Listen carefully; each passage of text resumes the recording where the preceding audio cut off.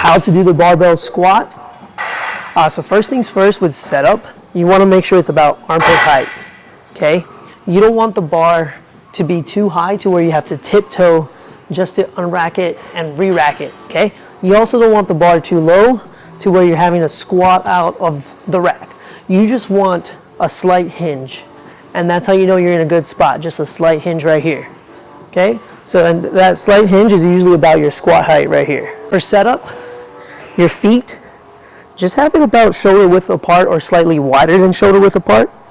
And I like to have my toes out, pointing out to the side. That's gonna open up your hips to allow you to be able to go lower, okay, freely. Versus here, it gets a little restricted. Versus out here, it opens up your hips, okay? So again, feet about shoulder width apart, slightly wider. Your hand placement, just right out to your side, just like this. And you're trying to tuck it into where you're driving your elbows to your side. Okay, just so you guys can see that.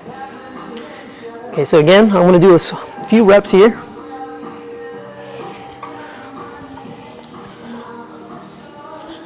Okay, again, as you see, I'm in this hinge position.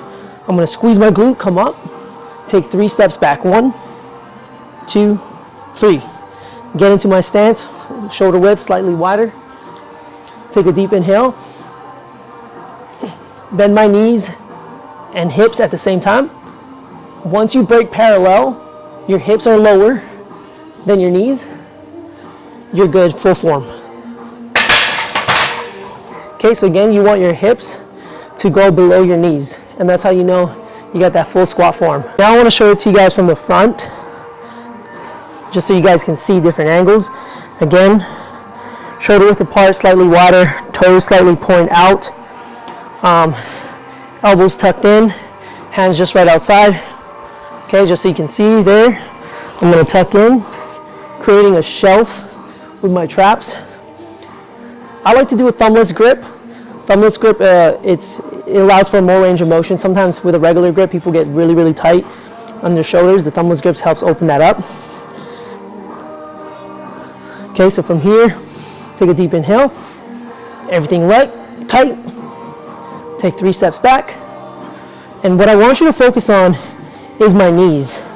Okay, now that I'm ready to squat, watch my knees. It's gonna go down and lined up with my second and third toe.